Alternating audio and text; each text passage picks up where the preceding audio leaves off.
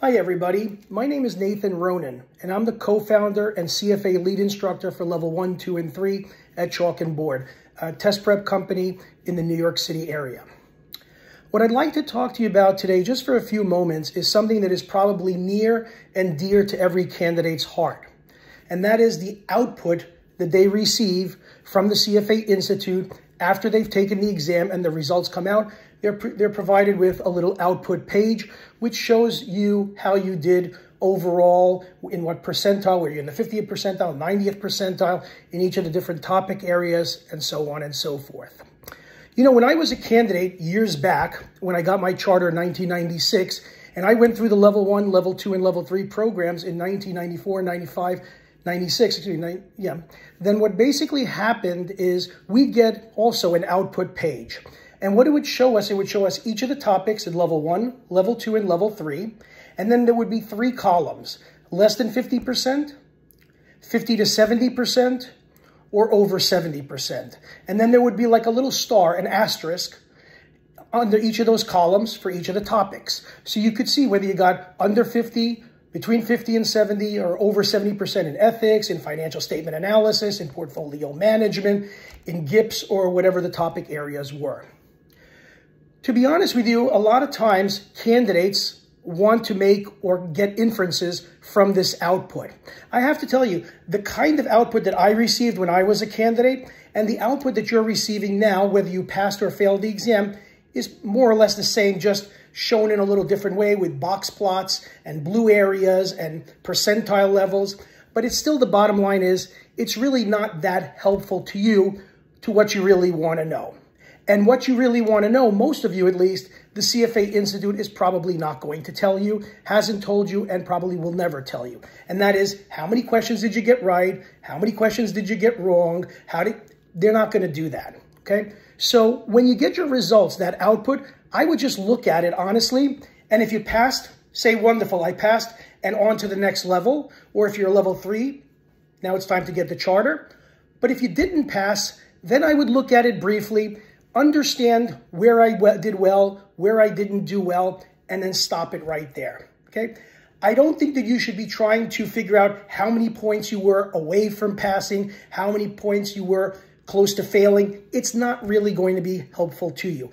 All you conclude is, I failed the exam and I didn't do well as other candidates who passed it. That's really the best thing that you can do for yourself, and probably the most sane. Sometimes I will get people contacting me and they will send me the results of their last 2 years' exams where they failed a particular level and want some insight into it. And I say to them the same thing that I'm about to tell you.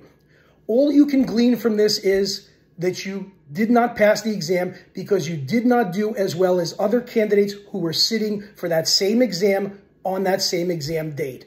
That's it. And that's a factor or a variable that you don't really have any control over. And the next time you take the exam, it's going to be a different pool of candidates. So all you can conclude is, I didn't pass the exam, and leave it at that. Another mistake that candidates will make is they'll look at it and they'll say, oh my God, I didn't do well in economics, or I didn't do well in capital market expectations, or I didn't do well in fixed income. I'm going to beat that topic next, and I'm going to make sure I score over 70 in that area next time around. That's also a very bad strategy, because what could happen is you could actually do that and your score will go up in the area that you weren't good at the first time, but then other scores will come tumbling down. So what's my advice to you? My advice to you is stay the course, be stable, go over the materials, study everything evenly as if it's a new year and it's the first time you're taking the exam. Don't try to look for a silver bullet. I'll just study fixed income better. Stop it. Be kind to yourself. Be good to yourself, and understand this is how you did compared to other candidates who took the exam on that same date. And if it was a different candidate pool with the same exam, you might have done better. Okay. One other example I tend to give candidates is, and I tell them not to read into those scores, is, for example, let's say fixed income is 24 points. And you actually got 20 points out of the 24. Could we all agree that you did reasonably well? Yes. Now, if I told you that you got a 20 out of 24 points, but the average candidate got 22, now how did you do? You didn't do that well. But if I told you that the average candidate got 16 points out of 24, then you'd say you did very well. That's exactly it. They're not giving you that information. So it's kind of useless for you to try to interpret your scores and say, I was 3 questions away from passing. Let me be honest with you. If you passed with flying colors. And if you failed with flying colors.